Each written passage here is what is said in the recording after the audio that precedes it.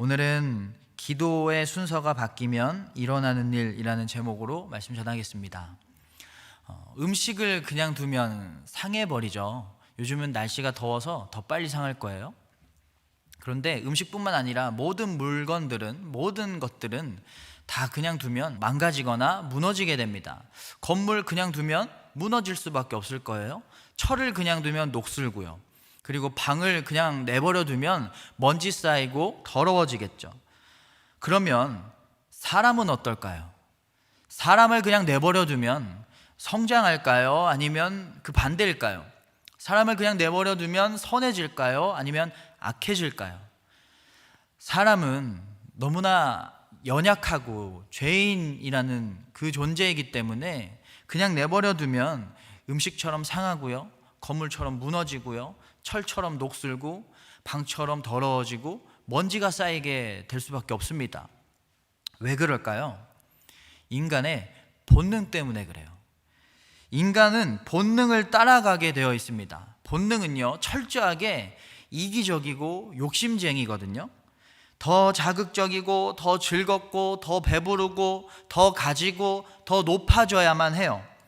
그래서 남들보다 더 가져야 더 잘 살고, 남들보다 더 배불러야 더 잘 살고, 남들보다 더 즐거워야 잘 살기 때문에 이기적이고 욕심쟁이에요. 그래야 더 편하게 잘 살 수 있거든요. 그러다 보니까 죄를 짓는 거죠. 본능을 따라 살게 되니까. 그러면 당연히 하나님도 잃어버리게 됩니다. 왜냐하면 나 위주인 거예요. 내가 주인인 거예요. 내가 중심이니까 하나님의 말씀, 하나님의 뜻, 이거는 안중에도 없습니다. 하나님의 인도하심 필요 없고 내 편한 대로, 내 계획대로만 살면 되는 거예요. 그래서 인간은요, 그냥 내버려 두면 먼지 쌓이듯이 죄가 쌓이고 더러워지고, 삶은 건물 무너지듯이 무너지고, 음식 상하듯이 영혼이 상하게 되는 거죠. 그래서 예수님이 우리의 이 상함을 위해서, 상함을 성하게 하기 위해서, 상함이 성함되기 위해서 우리에게 오신 거잖아요. 하나님이 선악과 먹지 말라고 하셨어요. 그 이유가 이거 먹으면 좋고 나쁨, 선과 악을 알게 된다고 하셨는데, 그 기준이 뭐냐면, 좋고 나쁨의 기준이 바로 나예요. 나에게 좋은 거, 나에게 나쁜 것을 알게 된다라는 거예요. 그러면 나에게 좋은 것만 좋아하는 거가 되겠죠. 그래서 선악과를 먹지 말라는 건 다른 말로, 그거 먹으면 너희가 본능을 깨우칠 것이다. 본능 깨우치면 죄를 짓잖아요. 그러니까 본능을 알게 될 것이다. 그러니까 먹지 말아라 라고 하신 거예요. 본능을 깨우치면 우리가 죄를 짓고 더러워지고 죽게 되니까요. 그래서 우리는 본능이 아니라 본질을 따라가야 됩니다. 인간의 본질, 그게 뭘까요? 하나님의 형상이에요. 선악과를 먹기 전에 사람은 본능이 아니라 본질을 따라갔습니다. 하나님이 인간을 지으실 때 하나님의 형상, 하나님의 모양으로 우리를 만드셨잖아요. 그래서 그대로 살았어요. 그런데 죄가 들어오고 본질을 잃으니까 본능대로 살기 시작했어요. 여러분, 노아의 홍수 심판 왜 있었을까요? 인간이 너무 본능대로 따라가다 보니까, 죄를 많이 지어서 본능이 팽배한 세상이 되니까 그렇게 심판을 받았던 거죠. 소돔과 고모라 본능 때문에 그랬습니다. 바벨탑 사건 본능 때문에 그랬습니다. 본질을 다 잃어버린 거예요. 그래서 예수님이 이 땅에 오셔서 우리를 위해서 생명 버리신 이유가 뭔가요? 본능대로 살아가는 그 죄를 향해 전력으로 달려가고 있는 우리를 멈추게 하시고, 그렇게 상하고 더러워지고 무너진 우리를 다시 깨끗게 하시려고, 다시 세우시려고, 생명 주시려고, 죽음을 향해 썩어져가는 삶을 사는 우리를 위해서 생명 주시려고 본질대로 살아가라고 죽으신 것입니다.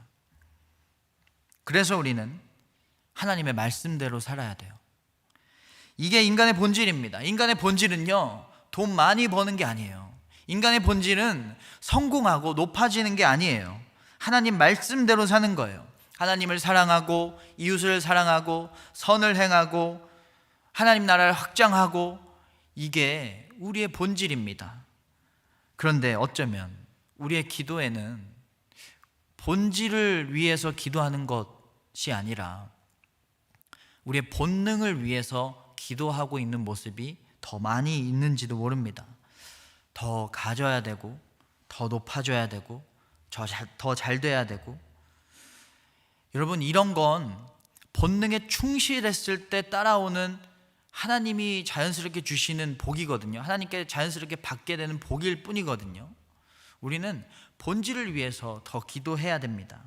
예수님이 목숨을 버리시면서까지 우리에게 다시 본질로 살아가야 된다라는 기회를 주셨는데, 우리는 여전히 본능을 쫓아 살아가고 있다면 얼마나 예수님께 부끄럽고 염치 없고 죄송스러운 일인가요? 땅의 것 보지 말고요, 하늘의 것 바라보라고 하셨어요. 그런데 우리의 기도는 여전히 땅의 것을 위해서 본능을 향해 있지 않은지 잘 돌아봐야 됩니다. 그러면 본질을 쫓아가려면 어떻게 해야 될까요? 사람을 그냥 내버려두면 본능으로 향해 가기 때문에 단단히 붙들려 있지 않으면 안 됩니다. 그래서 아주 강한 고무줄에 우리가 감겨 있는 것처럼 탄력에 의해서 조금이라도 가면 다시 돌아갈 수 있도록 강한 고무줄에 붙들려 있어야만 해요. 그러면 강한 붙들림, 강한 고무줄, 뭘로 삼으면 될까요? 우리의 의지로 할 수 있을까요? 절대 안 됩니다. 너무 헐거운 고무줄이에요. 너무 힘없는 고무줄이에요. 우리를 지탱해 줄 수 없습니다. 그러면 우리의 능력이요? 이것도 절대 할 수가 없어요. 이걸로 우리를 붙들어 줄 수 없어요. 오늘 말씀 3절 보면, 여호와여 내 입에 파수꾼을 세우시고 내 입의 문을 지키소서. 지키소서, 지켜주시옵소서라고 기도하죠. 내가 가만히 놔두면 하나님 죄를 짓습니다. 말로 죄를 짓습니다. 그러니까 여호와께서 나를 지켜주시옵소서. 하나님이 우리를 지켜주시도록, 우리를 붙들어 주시도록 기도해야 돼요.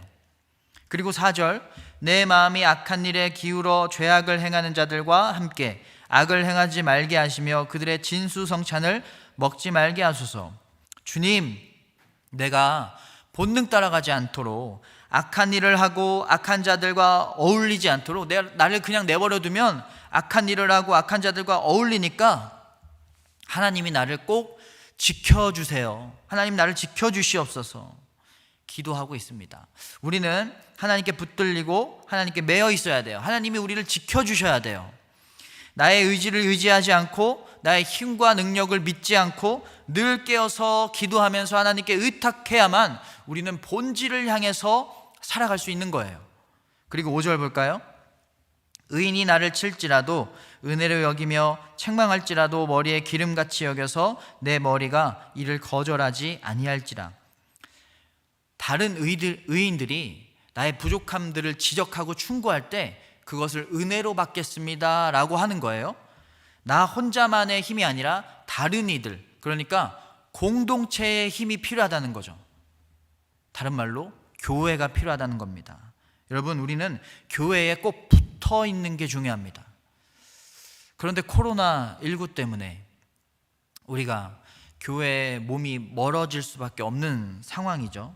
그런데 몸은 멀어졌어도 우리는 이럴 때일수록 더 본질에 더 가까워질 수 있도록 마음은 더욱더 교회에 대한 소속감, 교회에 대한 정체성, 교회에 대한 애정으로 분명히 이 마음들을 가지면서 교회의 가르침, 교회의 방향을 잘 따라야만 합니다. 교회라는 공동체에 꼭 붙어 있어야 우리는 본질을 향해 나아갈 수 있어요. 본능에게 본질을 빼앗기지 않을 수가 있는 거예요. 편안함, 안일함, 그리고 익숙함, 이런 것들은 다 본능의 속삭임이거든요. 온라인 예배가 우리를 이 상황 속에서도 하나님께 예배 드릴 수 있게 하는 아주 감사한 은혜의 도구인 것은 분명하지만요, 어쩌면 우리를 본능으로 이끌 수도 있어요. 편안함으로, 익숙함으로, 안일함으로. 그래서 이럴 때일수록 우리는 더 깨어서 더 예배의 자세를 확실하게 가져야 됩니다.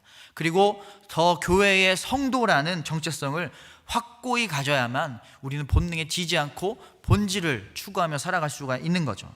그래서 여러분, 하나님의 말씀에 통제를 받고 하나님께 구속받는 것은, 이건 통제가 아니라 하나님의 보호하심이고 지켜주심이에요. 우리를 죽음이 아니라 죄가 아니라 하나님 나라에 계속해서 거할 수 있도록 하시는 지켜주심인 거예요. 은혜인 거예요. 그래서 더 말씀대로 살아야 됩니다. 그래서 더욱 하나님의 형상을 향해서 나아가야 됩니다. 이게 우리의 본질이기 때문에. 다윗은 이렇게 하나님 본능으로부터 지켜주세요, 본질을 지키게 도와주세요 라는 기도 후에 이런 기도를 합니다. 8절을 보면 나를 지키사 그들이 나를 잡으려고 놓은 올무와 악을 행하는 자들의 함정에서 벗어나게 하옵소서. 지금 다윗은요, 하늘의 것을 위해 지켜달라고 기도하고 그 다음에 땅에 사느라 땅의 문제로 힘들어하는 자신을 지켜달라고 기도하고 있어요. 나를 지키사. 두 가지의 지키심을 강구하고 있죠. 믿음을 지켜달라고 기도한 후에 자신의 삶을 지켜달라고 하고 있습니다. 우리의 기도에는 이렇게 두 가지 지키심에 대한 기도가 있어야 됩니다. 그런데 중요한 건 바로 순서입니다. 순서와 우선순위예요. 이 순서라는 질서를 우리가 지켜야만 합니다. 하나님, 나의 삶이 본능이 아니라 본능을 향해 있도록 나를 지켜주시옵소서라는 기도를 충분히 하신 후에요, 그 후에 우리의 삶의 어려움과 문제에서 나를 지켜주시옵소서라고 기도하시기 바랍니다. 본질을 위한 기도가 먼저예요. 하늘의 것을 위한 기도가 먼저예요. 이 순서가 바뀌면, 기도의 우선순위가 바뀌면 우리는 본능이 아니라 본질을 향해 가는 가장 가치 있는 삶을 살아갈 수 있습니다. 하나님의 형상을 회복하고 우리의 삶의 진정한 의미를 찾을 수 있는, 가장 목적대로 살아갈 수 있는 가장 의미 있는 삶을 살아가게 될 수 있는 것이죠. 이 기도의 순서를 지키는 자에게 하나님이 믿음을 지켜주실 것이고 위험에서도 지켜주실 줄로 믿습니다.